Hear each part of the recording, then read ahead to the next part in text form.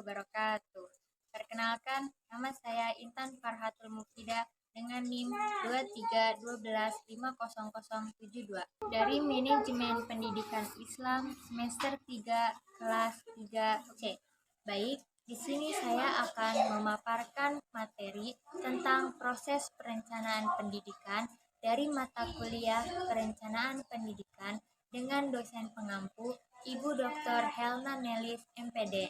Perencanaan pendidikan adalah suatu proses penetapan keputusan yang berkaitan dengan tujuan yang akan dicapai, sumber daya yang akan diberdayakan, dan teknik atau metode yang akan dipilih secara tepat untuk melaksanakan tindakan selama kurun waktu tertentu, agar penyelenggaraan pendidikan dapat dilaksanakan secara efektif, efisien, dan bermutu.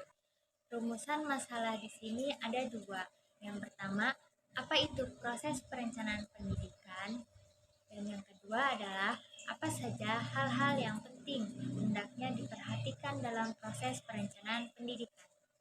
Pengertian proses perencanaan pendidikan. Menurut Iskildrov 1975, perencanaan pendidikan merupakan suatu proses mempersiapkan seperangkat keputusan untuk kegiatan-kegiatan di masa depan yang diarahkan untuk mencapai tujuan dengan cara yang optimal untuk membangun ekonomi dan sosial secara menyeluruh dari suatu negara. Perencanaan pendidikan juga ialah suatu proses berpikir yang mendalam, menganalisis, merumuskan, dan menimbang serta memutuskan hal-hal yang dapat digunakan dalam mencapai tujuan. Menurut John R. Kelly, perencanaan pendidikan melibatkan 4 dasar unsur perencanaan. Yang pertama, perencanaan berarti memilih. Perencanaan merupakan proses memilih di antara berbagai kegiatan yang diinginkan, karena tidak semua yang diinginkan itu dapat dilakukan dan dicapai dalam waktu yang bersamaan. Perencanaan berarti memilih di antara berbagai kegiatan yang diinginkan. Ini berarti kita harus memilih kegiatan yang paling penting karena tidak semua kegiatan yang diinginkan dapat dilakukan dalam waktu yang bersamaan.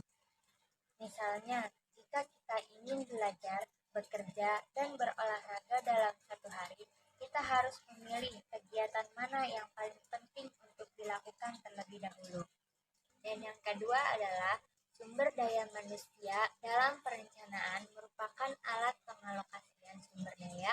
Penggunaan istilah sumber daya di sini menunjukkan segala sesuatu yang dianggap berguna dalam pencapaian suatu tujuan tertentu. Sumber daya manusia dalam perencanaan itu ialah alat untuk mengalokasikan sumber daya. Sumber daya di sini mencakup segala sesuatu yang berguna untuk mencapai tujuan tertentu, seperti sumber daya manusia, sumber daya alam, sumber daya modal, dan keuangan. Dalam perencanaan, kita harus memutuskan bagaimana cara terbaik untuk menggunakan sumber daya yang tersedia. Misalnya, jika kita ingin membangun sebuah rumah, kita harus memutuskan berapa banyak tenaga kerja yang diperlukan dan berapa banyak bahan bangunan yang dibutuhkan. Dan yang ketiga adalah perencanaan mempunyai tujuan untuk mencapai tujuan. Konsep perencanaan sebagai alat. Capaian tujuan muncul bersama dengan sifat dan proses penetapan tujuan. Salah satu masalah yang sering dihadapi oleh seorang perencana adalah bahwa tujuan mereka kurang tepat dirumuskan secara tepat. Tujuan perencanaan muncul dari proses penetapan tujuan yang jelas. Salah satu masalah yang sering dihadapi oleh perencana ini kesulitan dalam merumuskan tujuan secara tepat. Kadang-kadang tujuan tersebut tidak jelas karena ditetapkan oleh pihak lain. Misalnya, jika tujuan kita adalah mendapat gelar sarjana, kita harus membuat rencana studi yang jelas dan teratur untuk mencapai tujuan tersebut. Dan yang terakhir adalah perencanaan mempunyai waktu dalam mengacu ke masa depan. Salah satu unsur yang penting dalam perencanaan adalah unsur waktu. Tujuan-tujuan perencanaan dirancang untuk dicapai pada masa yang akan datang. Oleh karena itu, perencanaan berkaitan dengan masa depan. Menurut Departemen Pendidikan dan Kebudayaan, 1982 langkah-langkah perencanaan pendidikan sebagai berikut. Yang pertama, pengumpulan data dan pengelolaan data identifikasi masalah, yaitu mengidentifikasi jenis data pengembangan pendidikan sekarang, kualitas, dan kuantitas. Dan yang kedua ialah diagnosis dan menganalisa data yang terkumpul dengan meneliti usaha dan hasil pendidikan dengan kriteria relevan dan efisiensi. Yang ketiga, rumusan kebijakan dengan menetapkan keputusan secara kelembagaan dengan melibatkan instansi terkait. Yang keempat, perkiraan kebutuhan masa depan. Dan yang terakhir adalah perhitungan biaya dengan memperhitungkan fluktuasi harga dan inflasi.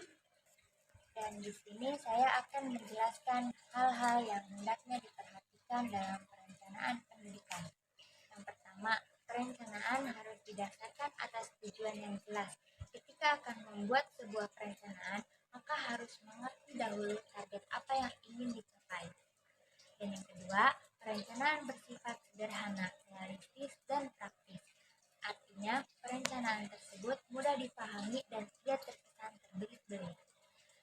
Yang ketiga, perencanaan terinci dan memuat segala uraian serta klasifikasi kegiatan dan rangkaian tindakan. Dan yang terakhir, memiliki fleksibilitas sehingga mudah disesuaikan dengan kebutuhan serta kondisi dan situasi perencanaan. Perlu kita simpulkan, ada beberapa kesimpulan. Yang pertama adalah pengertian dari proses perencanaan pendidikan merupakan sesuatu hal yang penting sebelum melakukan sesuatu yang lain.